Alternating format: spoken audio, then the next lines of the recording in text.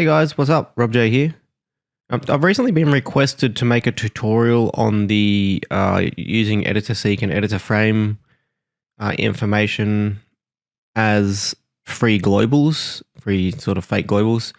And instead of making a simple tutorial just on that, I want to take this opportunity to make a comprehensive tutorial on the way editor sprites work and all the sort of different techniques you can do with editor seek and editor frame information, basically editor information in a dmod. Now, I'll start with the basics of everything that you should understand before we get into everything else, because I found one of the main things when I first started out demodding, when I came across this trick, which it's been used for ages. It's a neat little trick. It saves a lot of globals. It can be expanded upon as well, so it's not just per screen. We'll get into that later. But when I first started out, I found that because I didn't understand the basics of how editor sprites differ from active sprites, exactly how it actually works, like editor sprite numbers compared to active sprite numbers, they work slightly differently the way they're assigned. Because I didn't understand all that, when I was learning how to do the editor seek, editor frame trick, I knew how to do it, but I didn't understand fully why it worked, and that's where the confusion came from. So I'm going to make this comprehensive tutorial to clear everything up. Okay, so I want to start with the very basics. What is the difference between what is an editor sprite number, what is an active sprite number, what's the difference? So if we go into the online DinkC reference, which anyone can access online, you can either go to the Dink network, it's in the sidebar, or it's just dinkcreference.netlify.app. And if you go to variables and variable types, this is where we will find the information on the different variable types.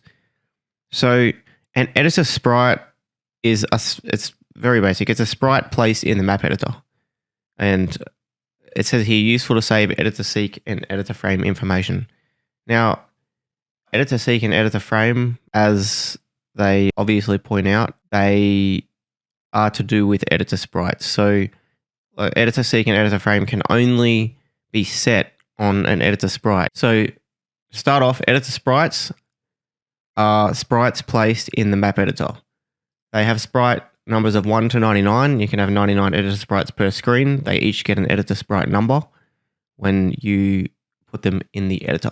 Then we have the active sprite that is currently on the screen. It will usually be different from the editor sprite number. So these range from 1 to 299. So basically, an active sprite number is any sprite that's on the screen. That can be placed in the editor, created by a script, anything like that.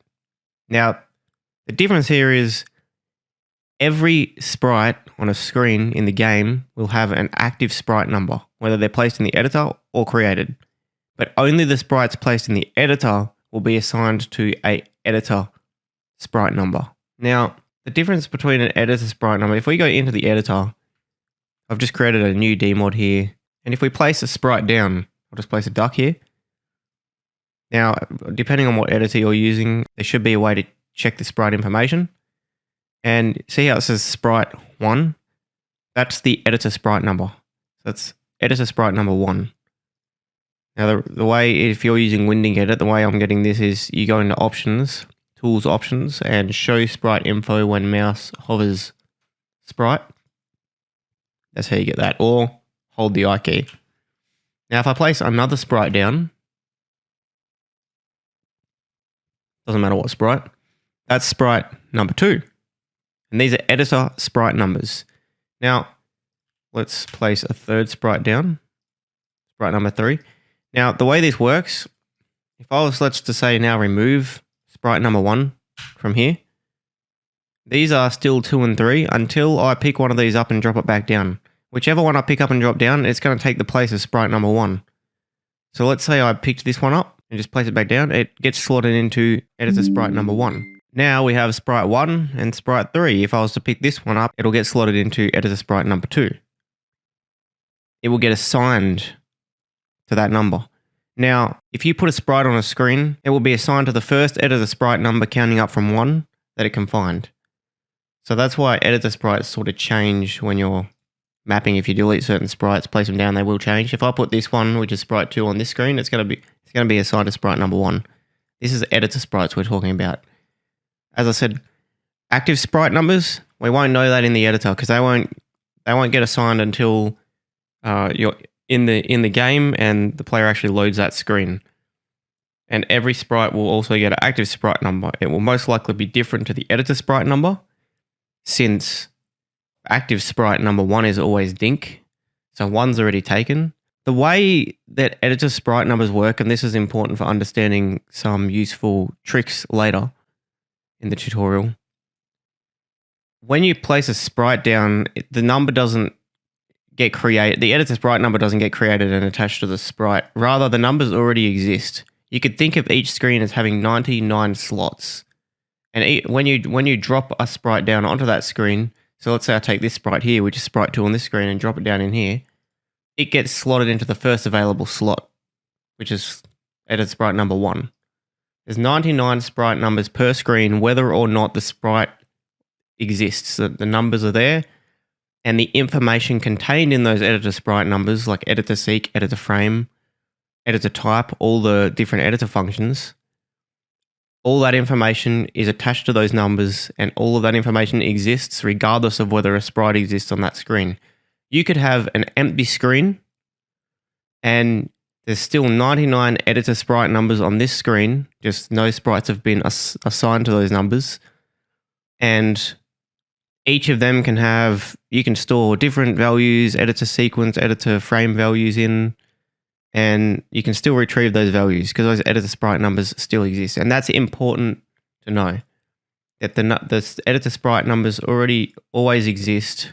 It's not based on whether there's a sprite there, on whether they exist or not. You can even use editor sprite numbers that even exist on a blank screen that hasn't been created. And we'll go over how we can take advantage of that later. Now I want to go over the different functions that you can use for editor sprite information. That would be editor seek, editor frame, and editor type being the main ones. So let's grab a sprite here. Grab a pill bug, put it on this screen. I'm going to attach a script to it. I'm just going to call it sprnum. Okay. And this is editor sprite number 1, by the way. We're going to edit that script. And I'm going to do a talk procedure. Oops, go down. And I'm going to have Dink say, "Hi, pillbug. Please be a table when I return." And we're going to make the pillbug turn into a table when Dink returns to the screen. So the pillbug's going to do what he wants. So first thing we need to do is we need to set an editor type. So we'll type editor underscore type. First parameter is that we need to set is the editor sprite number that we're changing the editor type on. And that is editor sprite 1. So we'll put 1 in there. And which editor type do we want? We want number 4. Draw editor seek and editor frame as a sprite with hardness, because since it's going to turn into a table, we probably want it to be hard. So number 4. Then we're going to do editor seek, because we have to set the editor seek and frame that is going to be drawn. And we want to find the table sequence. So we open WinDink Edit, go to the sprites page. There's the table there. It says sequence 87, frame 1. So editor seek 1, 87, editor frame 1, frame 1. The frame doesn't really matter as long as we have a table. Now, I'll just save the dmod and play it.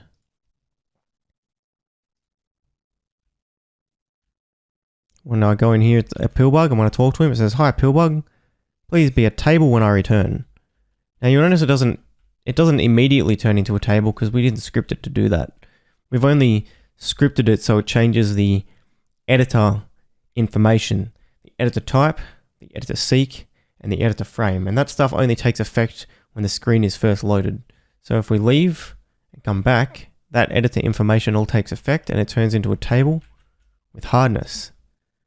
Now what I'm going to do, I'm going to leave the game open here and I'm going to drop myself in a save machine here. Attach the normal save bot script so it works. So I've still got the game open. I'm going to save the game.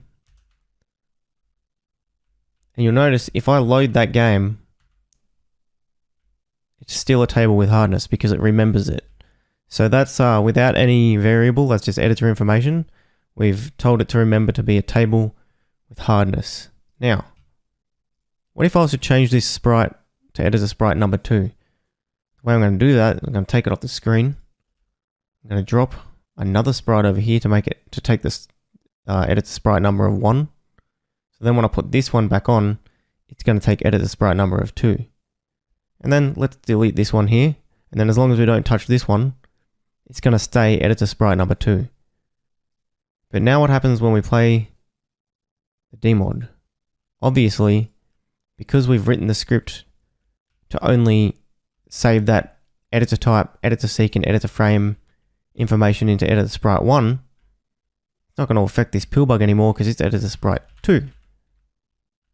But you'll notice if I place a sprite down into edit as editor sprite 1, so this headless duck is editor sprite 1. Let me load the game. It's going to be a table because it remembered that editor sprite 1 is to be a table with hardness. And if I talk to this pill bug, it's not going to change, it's not going to take any effect on this pill bug because it's still only saving the information into editor sprite 1. So that brings me to my next point. How do we make sure that we always are working with this pill bug's editor sprite number? The way we do that, let's edit the script. I'm going to declare a local variable. I'm going to go equals, and that is an equal sign, but my recording software is making it look like a hyphen. We're going to do sp editor num, sp underscore editor underscore num, and this only has one parameter in here, and it's the active sprite number, which, as we know, the active sprite number of the sprite that the script's attached to gets stored in endCurrent sprite. So what this function does is it returns the editor sprite number of this active sprite number. So we have now stored the editor sprite number in hold. So rather than directly telling it to change editor sprite 1 here, we can tell it to change the sprite that we have, editor sprite that we have stored in hold instead. And that way it's always gonna affect whichever editor sprite number the pill bug is assigned to. So now if we save, play the dmod,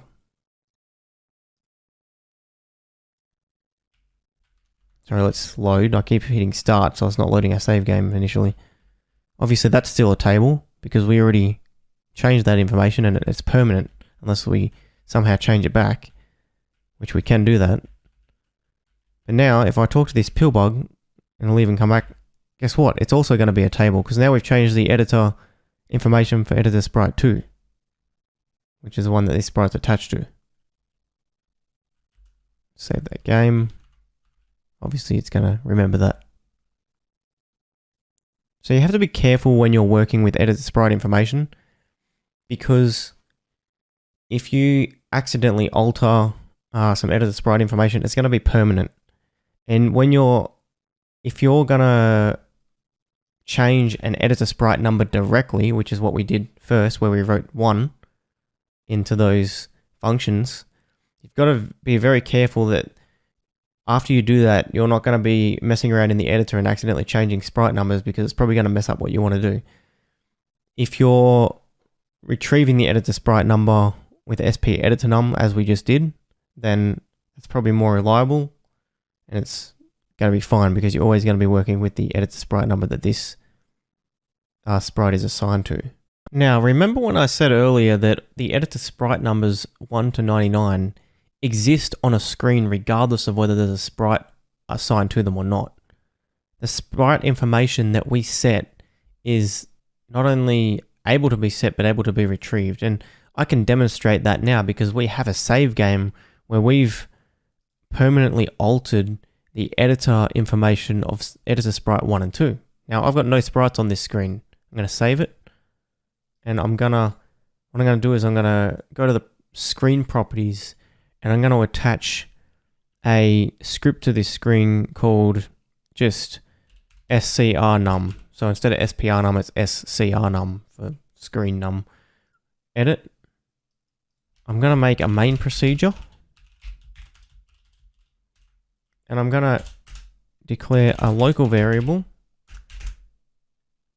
and I'm going to retrieve, I'm going to say editor seek. Again, that is a equal sign after and hold. The screen recording software makes my equal signs look like hyphens for some reason.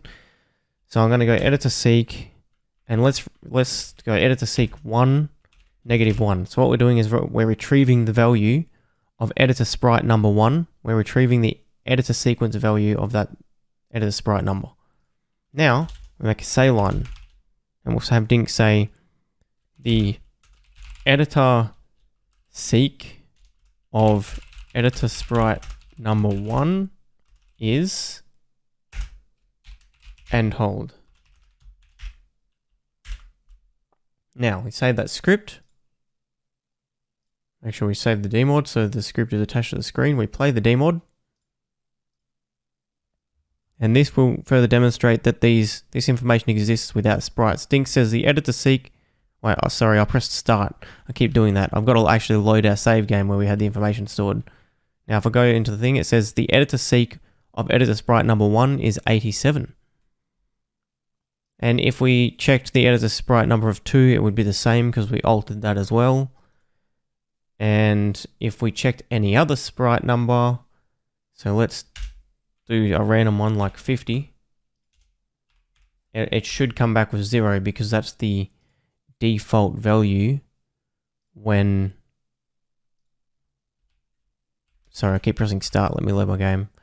So the editor seek of editor sprite number 50 is 0 because nothing's stored in there. So as you can see, you can store and retrieve editor sprite information regardless of whether editor sprite numbers exist at all. And I'll see you in the next tutorial where we get into some fun tips and tricks for variable saving. See you then.